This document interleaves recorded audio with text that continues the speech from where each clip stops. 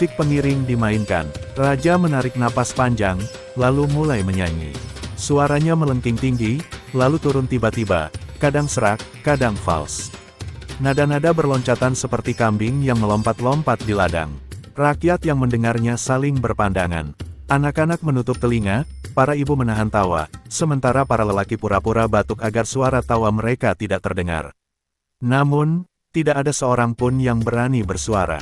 Semua hanya bisa bertepuk tangan pelan setiap kali raja berhenti sejenak. Wajah-wajah yang memerah karena menahan tawa tampak di mana-mana.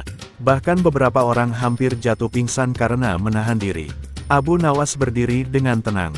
Ia tidak ikut menahan tawa, tapi juga tidak menunjukkan ekspresi apapun. Baginya, inilah bagian penting dari rencana, biarkan raja percaya bahwa semua orang masih terkagum-kagum. Baru nanti, saat kebenaran terungkap, barulah sang raja akan benar-benar merasa tertampar. Ketika lagu panjang itu akhirnya selesai, raja menoleh dengan bangga. "Bagaimana suaraku?" tanyanya dengan lantang. Ribuan rakyat bersorak dengan suara palsu, "Luar biasa, tuanku." Tetapi sorakan itu terdengar hambar, seperti tepuk tangan yang tak punya hati. Dan Abu Nawas sudah menyiapkan langkah berikutnya. Hari itu benar-benar menjadi tontonan besar. Alun-alun Baghdad dipenuhi ribuan rakyat. Mereka datang dari berbagai penjuru kota, bahkan dari desa-desa sekitar. Semua penasaran ingin melihat raja mereka, yang biasanya hanya terlihat gagah di singgasana, kini berdiri di panggung untuk bernyanyi. Di atas panggung, lampu minyak menyala gemerlap. Tirai sutra dibuka, menampakkan raja dengan jubah emasnya. Ia berdiri tegap, mahkotanya berkilau memantulkan cahaya. Dari kejauhan, tampak seperti seorang penyanyi agung yang siap mengguncang dunia. Abu Nawas, yang berdiri di sisi panggung, dengan cerdik menambahkan bumbu suasana. "Wahai rakyat Baghdad," serunya lantang, "hari ini kalian akan mendengar suara paling indah di muka bumi." Suara seorang raja yang tiada bandingnya, dengan wajah kecut.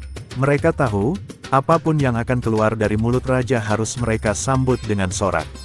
Raja tersenyum penuh percaya diri. Ia yakin rakyat akan jatuh cinta pada suaranya. Ia bahkan merasa malam ini akan dicatat sejarah sebagai pertunjukan agung seorang raja. Tanpa sadar, ia telah masuk ke dalam jebakan halus yang disiapkan Abu Nawas. Tanda hubung, tanda hubung, tanda hubung. Narasi 7 nyanyian sumbang. Musik pengiring mulai dimainkan. Seruling meniup nada pembuka, genderang dipukul pelan, dan kecapi dipetik dengan hati-hati. Raja mengangkat tangannya, seakan memberi aba-aba. Ia lalu membuka mulut, dan keluarlah suara yang membuat seluruh rakyat terdiam. Nada pertama melengking begitu tinggi, seperti suara pintu berkarat yang dipaksa terbuka. Nada kedua turun drastis, serupa katak yang jatuh ke sumur. Lalu suara serak menggelegar, seakan-akan raja sedang pilek berat. Lagu yang seharusnya indah berubah jadi parade suara aneh. Anak-anak kecil segera menutup telinga dengan tangan mungil mereka. Beberapa ibu menahan tawa sampai air mata keluar. Para pedagang yang terbiasa berteriak di pasar kini justru kehilangan suara karena menahan diri agar tidak tergelak. Beberapa lelaki pura-pura batuk keras, supaya bisa menyamarkan suara cekikan tawa. Namun, tidak ada yang berani jujur. Mereka semua tetap bertepuk tangan setiap kali raja berhenti di sela-sela bait. Dari jauh terdengar seruan, "Indah, tuanku." Meski nada suaranya lebih mirip ejekan daripada pujian. Abu Nawas mengamati semuanya dengan mata berkilat.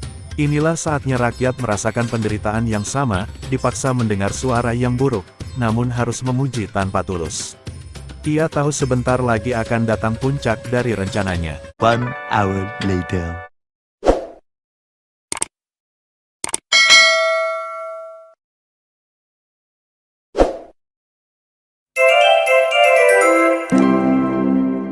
Di Baghdad, hiduplah seorang raja yang terkenal dengan kemegahan istananya, tetapi juga dengan sifat angkuhnya. Ia tidak hanya ingin dihormati sebagai penguasa, tetapi juga ingin dianggap berbakat dalam segala hal. Suatu hari, di hadapan para menterinya, raja membanggakan diri. "Tahukah kalian," katanya dengan suara lantang, "tidak ada penyanyi yang mampu menandingi suara emasku." Semua yang mendengar tentu saja terpaksa mengangguk-angguk. Tidak ada seorang pun yang berani membantah. Bagaimana mungkin mereka berkata jujur, bila risiko terberatnya adalah hukuman penjara, bahkan mungkin hukuman mati. Raja merasa dirinya benar-benar memiliki suara indah, meski kenyataannya, siapapun yang mendengarnya sering menahan tawa atau bahkan sakit kepala. Tetapi karena ketakutan, semua orang selalu bersorak, "Indah, tuanku." Tiada banding, raja pun semakin yakin akan kehebatannya. Kebiasaan ini berlanjut, setiap kali pesta kerajaan digelar, raja selalu memaksa para tamu mendengarkan nyanyiannya. Tidak peduli apakah pesta itu untuk perayaan panen, kelahiran cucu, atau sekadar menyambut tamu dari negeri jauh, selalu saja raja menyanyikan lagu panjang yang membuat semua orang menahan kantuk.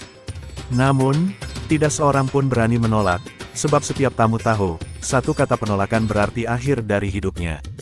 Hanya satu orang di Baghdad yang berani menyindir, yaitu Abu Nawas. Ia terkenal dengan kecerdikannya, kepintaran berbahasa, sekaligus kelucuannya yang mampu membalikkan keadaan. Abu tahu, raja ini harus diberi pelajaran. Suara sumbangnya sudah terlalu lama dipaksakan sebagai suara emas. Abu merencanakan cara yang tidak hanya membuat raja sadar, tetapi juga menghibur rakyat. Suatu hari, raja duduk di singgasananya dengan wajah penuh kesombongan.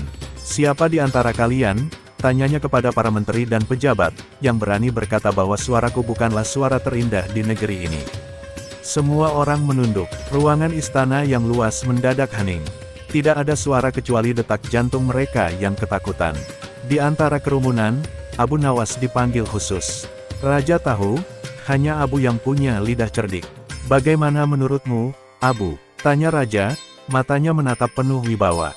Semua mata langsung tertuju pada Abu. Seisi ruangan menahan napas, menanti jawaban. Abu tersenyum kecil, matanya berbinar nakal. Ia tidak ingin berbohong, tapi juga tidak bisa berkata jujur secara langsung, sebab akibatnya bisa berbahaya. Maka ia berkata dengan nada penuh hormat, "Tuanku benar adanya. Suara Baginda memang tiada tandingan. Bahkan, saya yakin rakyat jelata akan merasa lebih terhormat bila mendengar langsung keindahan suara Baginda." Kalimat itu seperti minyak yang disiramkan ke api. Raja semakin bersemangat. "Maksudmu aku harus bernyanyi di hadapan rakyat?" tanyanya dengan antusias. Abu mengangguk mantap sambil menahan tawa, "Benar, tuanku." Dengan begitu, tidak hanya para menteri yang beruntung mendengarkan suara indah Baginda, melainkan seluruh Baghdad bisa merasakan kemuliaan Baginda. Para menteri dan pejabat berbisik-bisik. Mereka tahu suara raja tidak enak didengar, tetapi karena ide itu datang dari Abu, mereka tidak berani menolak. Diam-diam, sebagian mulai merasa penasaran, bagaimana jadinya bila benar-benar raja menyanyi di depan rakyat. Raja yang mudah terbakar pujian langsung memerintahkan sesuatu yang besar. "Siapkan panggung megah di alun-alun Baghdad.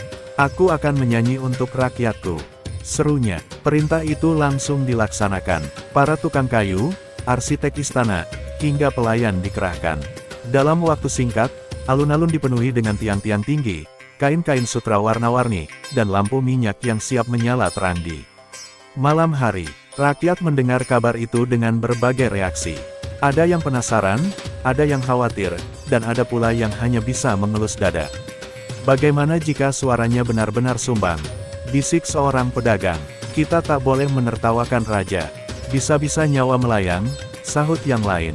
Abu Nawas mengamati semuanya dengan senyum penuh arti. Ia sengaja membiarkan kabar itu meluas, karena semakin banyak rakyat yang datang, semakin besar pelajaran yang akan diterima raja. Ia yakin, suatu saat nanti, raja akan sadar bahwa pujian palsu tidak lebih dari jebakan yang menyesatkan. Hari yang ditunggu pun tiba. Ribuan rakyat memenuhi alun-alun. Ada petani yang datang dengan pakaian lusuh, ada pedagang yang membawa anak-anak mereka, ada pula bangsawan yang penasaran. Semua berkumpul, menanti pertunjukan yang belum pernah terjadi sebelumnya. Seorang raja menyanyi di hadapan rakyatnya. Panggung berdiri megah. Di atasnya tergantung bendera-bendera kerajaan. Raja muncul dengan jubah kebesaran dan mahkota berkilau, seakan-akan ia sedang akan membuka perang, bukan sekadar bernyanyi. Sorak-sorai rakyat menggema, sebagian karena sungguh penasaran, sebagian lagi karena takut tidak bersorak. Abu berdiri di samping panggung, wajahnya bersinar licik. Ia tahu apa yang akan terjadi, dan ia sudah siap menghadapi akibatnya. Saat raja menoleh padanya, Abu membungkuk hormat dan berkata dengan suara lantang agar semua orang mendengar, "Tuanku, inilah saat yang dinanti. Rakyat akan menyaksikan keindahan suara Baginda." Raja tersenyum penuh percaya diri, tak menyadari bahwa yang akan datang bukanlah pujian tulus, melainkan kenyataan pahit yang selama ini tertutup oleh ketakutan. Musik pengiring dimainkan. Raja menarik napas panjang, lalu mulai menyanyi. Suaranya melengking tinggi, lalu turun tiba-tiba, kadang serak, kadang fals. Nada-nada berloncatan seperti kambing yang melompat-lompat di ladang. Rakyat yang mendengarnya saling berpandangan. Anak-anak menutup telinga, para ibu menahan tawa, sementara para lelaki pura-pura batuk agar suara tawa mereka tidak terdengar. Namun, tidak ada seorang pun yang berani bersuara. Semua hanya bisa bertepuk tangan pelan setiap kali raja berhenti sejenak. Wajah-wajah yang memerah karena menahan tawa tampak di mana-mana. Bahkan beberapa orang hampir jatuh pingsan karena menahan diri. Abu Nawas berdiri dengan tenang.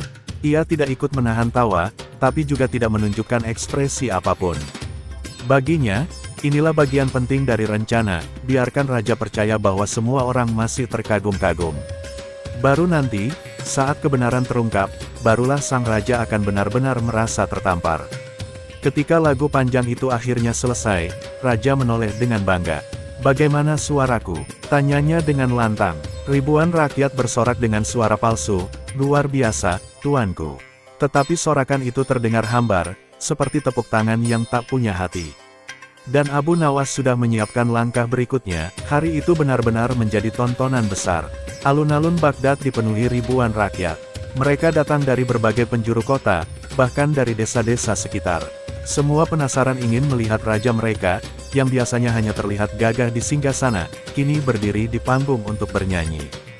Di atas panggung, lampu minyak menyala gemerlap. Tirai sutra dibuka, menampakkan raja dengan jubah emasnya. Ia berdiri tegap, mahkotanya berkilau memantulkan cahaya. Dari kejauhan, tampak seperti seorang penyanyi agung yang siap mengguncang dunia. Abu Nawas, yang berdiri di sisi panggung, dengan cerdik menambahkan bumbu suasana. "Wahai rakyat Baghdad," serunya lantang, "hari ini kalian akan mendengar suara paling indah di muka bumi." Suara seorang raja yang tiada bandingnya, dengan wajah kecut. Mereka tahu, apapun yang akan keluar dari mulut raja harus mereka sambut dengan sorak. Raja tersenyum penuh percaya diri. Ia yakin rakyat akan jatuh cinta pada suaranya. Ia bahkan merasa malam ini akan dicatat sejarah sebagai pertunjukan agung seorang raja. Tanpa sadar, ia telah masuk ke dalam jebakan halus yang disiapkan Abu Nawas. Tanda hubung, tanda hubung, tanda hubung. Narasi 7 nyanyian sumbang. Musik pengiring mulai dimainkan. Seruling meniup nada pembuka, genderang dipukul pelan, dan kecapi dipetik dengan hati-hati. Raja mengangkat tangannya, seakan memberi aba-aba. Ia lalu membuka mulut, dan keluarlah suara yang membuat seluruh rakyat terdiam. Nada pertama melengking begitu tinggi, seperti suara pintu berkarat yang dipaksa terbuka. Nada kedua turun drastis, serupa katak yang jatuh ke sumur. Lalu suara serak menggelegar, seakan-akan raja sedang pilek berat.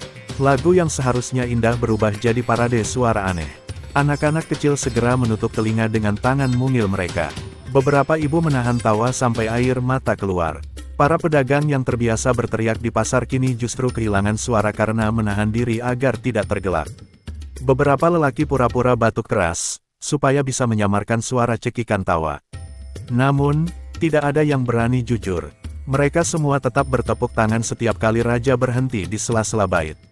Dari jauh terdengar seruan, "Indah, tuanku."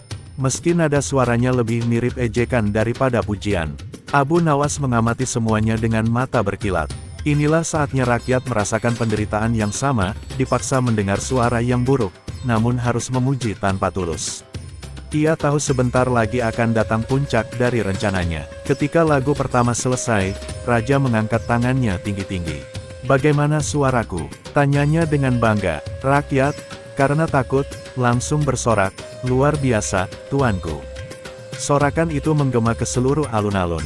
Tetapi jika diperhatikan, sorakan itu tidak penuh semangat.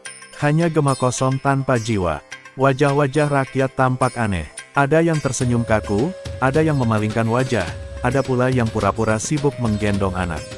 Mereka semua tahu suara raja tidak enak, tetapi lidah mereka terkunci oleh rasa takut.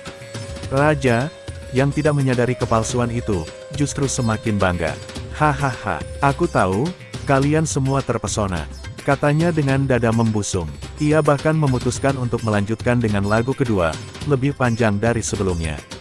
Kali ini suara raja lebih sumbang lagi. Nada-nada tinggi terdengar seperti ayam berkokok menjelang pagi, sementara nada rendahnya mirip dengkuran kuda. Rakyat semakin menderita, tapi tak bisa melawan. Abu Nawas tersenyum tipis. Ia tahu, semakin lama rakyat menahan diri, semakin besar letupan kejujuran yang akan keluar nanti. Ia hanya perlu sedikit dorongan untuk membuat semua orang berani berkata apa adanya. Ketika lagu kedua selesai dengan nada meluncur jatuh seperti kendi pecah, raja kembali bertanya, bagaimana suaraku kali ini? Sekali lagi rakyat bersorak, meski sorakan semakin lemah. Abu tahu inilah saatnya ia melangkah. Ia maju satu langkah, lalu berkata lantang agar semua orang mendengar, Tuanku, suara Baginda sungguh luar biasa. Tetapi, hamba memiliki satu usul. Mengapa Baginda tidak meminta rakyat untuk berbicara dengan jujur? Bukankah seorang raja sejati harus tahu suara hati rakyatnya, bukan hanya pujian manis yang mungkin dibuat-buat? Rakyat terdiam. Kata-kata Abu menusuk hati mereka. Wajah raja berubah tegang. Para menteri yang duduk di kursi kehormatan saling berpandangan, sebagian pucat. Sebagian gemetar. Semua menanti jawaban raja. Raja terdiam beberapa saat, namun karena gengsinya tinggi, ia tidak ingin terlihat pengecut. Dengan suara lantang, ia berkata, baiklah. Siapapun yang berani berkata jujur, akan kuanggap sebagai rakyat yang setia. Aku akan menghargai kejujuran mereka. Abu Nawas menunduk hormat. Dalam hatinya, ia tertawa puas. Kini pintu kejujuran terbuka, dan rakyat hanya tinggal melangkah masuk. Hening menyelimuti alun-alun. Semua orang menatap satu sama lain. Tak ada yang berani bicara lebih dulu. Hingga tiba-tiba, suara polos seorang anak kecil memecah keheningan. Ayah, suara raja seperti kambing lapar. Katanya lantang, tanpa rasa takut. Rakyat sontak terkejut. Beberapa orang menutup mulut anak itu, tetapi terlambat. Ucapannya sudah terdengar ke seluruh penjuru alun-alun. Raja merah padam. Wajahnya memerah seperti bara api. Matanya melotot, giginya terkatup rapat. Para menteri gemetar, takut raja murka.